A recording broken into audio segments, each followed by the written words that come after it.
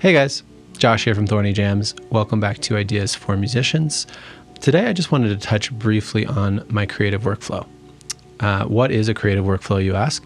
It's basically the process that you use to create new work, whether you do music, writing, photography, what have you. Everyone has a creative workflow, whether they know it or not, but thinking about your creative workflow and optimizing it can really benefit you as an artist, as a musician, because it will help you create more work and it'll help you be happier in your creative life. So I first wanted to just define some of the components of my creative workflow and then actually walk you through the workflow and demonstrate what it is in practice. The first component of my creative workflow is to reduce friction. I want to be able to walk into my studio and press a button and immediately get started creating something. I think that's incredibly important because I think the most challenging aspect for most artists is just getting started.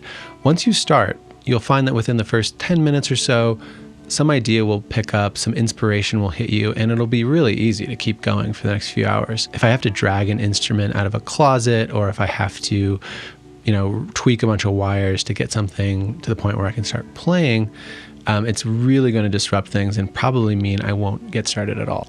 In my case, I play guitar, so I have a chair set up with all of my pedals. My guitar is literally just sitting right next to that chair, and all I have to do is switch on a power strip and immediately can get started playing music and start improvising and creating. The next component of the workflow that's not part of the workflow but really important to it is reducing clutter.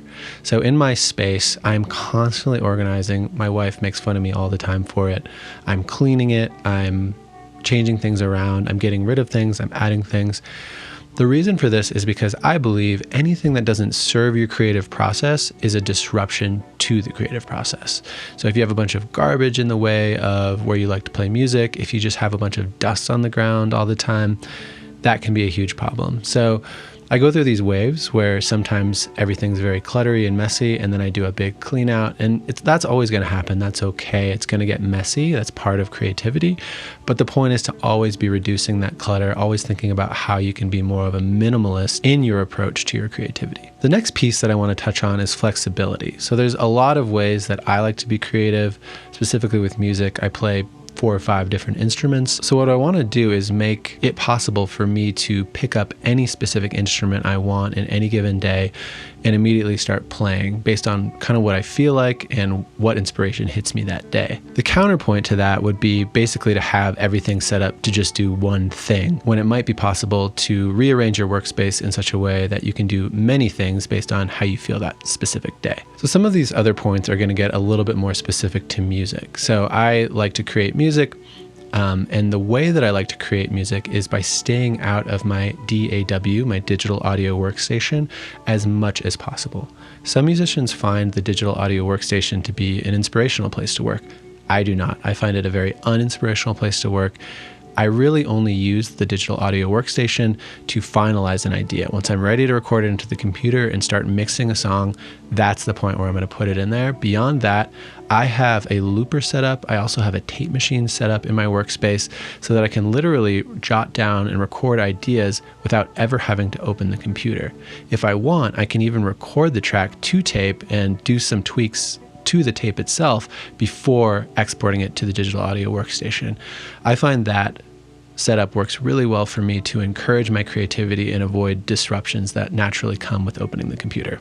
Another piece of my creative workflow that I think can apply to any art form is keeping ideas fluid for as long as possible.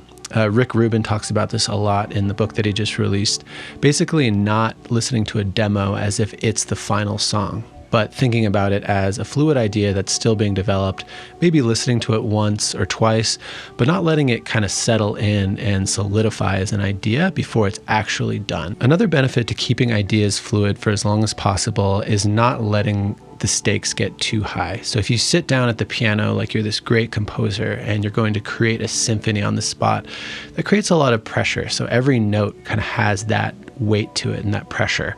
I like to think of my work as improvisational. So I start improvising an idea and I just think of it as play.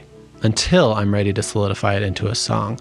And by the time I'm ready to solidify something into a song, I've already developed the idea to a great extent so that there's a lot less work and a lot less pressure when I'm ready to go and record and mix the track. Another final note, and then I'll get into the actual workflow, is to take space as needed.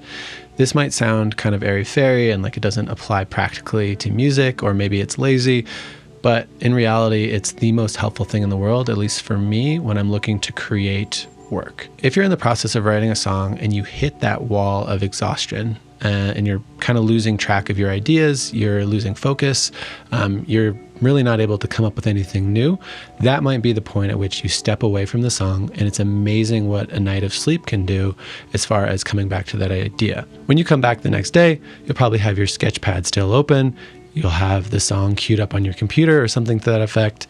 You can then pick up where you left off and you'll be amazed the new ideas that come with the new day. Okay, so getting into the actual workflow itself. So obviously everything I'm going to talk about today is all centered around creating music. So when I sit down to create music, I always start with improvisation. I just start noodling on the guitar, noodling on the piano, jotting down ideas, looping ideas and developing that way until I actually find something that I like. I found that the voice record function on the iPhone is an incredible tool for creativity because it allows me to maybe just record a quick idea that I think might have promise, might not, and just listen to it in the coming days to see if I want to develop it further. The next phase is the idea phase. So I've noodled around a bunch, I've improvised, I've found something that I really like and I want to develop it further. Now it's time to move on to development. So I can use the looper for this really well. I can play a chord progression, I can play a melody, and I can just kind of see where it goes. I can add things, I can add effects, I can change tonal textures, I can add new sections, whatever it is that kind of feels right in the moment. I'm going to start developing that idea further. At any point in this process, I can step away for a day, a week, doesn't matter. I have recorded my progress. If I'm not feeling like it's developing, I'm always going to step away and just do something else. So from the development phase, I'm going to move into the sketch phase. The sketch phase is where I take that developed idea that I feel has a lot of promise, I record it down on something. It could be my tape machine, it could be my DAW, whatever it is, I'm ready to actually put pen to paper and kind of solidify the idea to some extent. From there, I might do a little bit of light mixing, just something to kind of make it sound a little more polished, and then I'll probably let it go and take another day or so. When I'm ready to sit down with that idea again, maybe the next morning, I will play the song. Usually it's just an instrumental at this point, and think about ways that I want to finalize it. So for me, lyrics usually come last. So if it's a song that's going to involve lyrics, I will at that point write lyrics and start polishing those, and then move into the actual mixing phase. So as you can see, it's a very slow process on purpose. And the reason for that is because I believe ideas only benefit when you don't try to just do everything on the first day. There's a saying, try to do two hard things at once.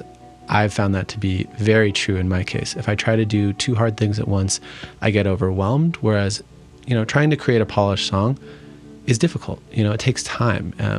Great songs don't just happen immediately. Typically, they go through some kind of a polishing or evolution process, and I find giving lots of space between the phases can be very helpful to the song. And it doesn't mean you stop creating music at that point. Maybe you step away and do something else that's involved with your music, but allowing yourself to kind of go through each phase and give each phase its due, I think will benefit the finished work. Thanks for watching this, guys. I hope you found it helpful. I hope you can use maybe some parts of it to apply to your own creative process. I try to release these videos that give ideas to musicians and creators once a week on Friday. If that sounds like something you might enjoy, consider subscribing and liking this video. But in the meantime, thanks for watching, and I will see you next time.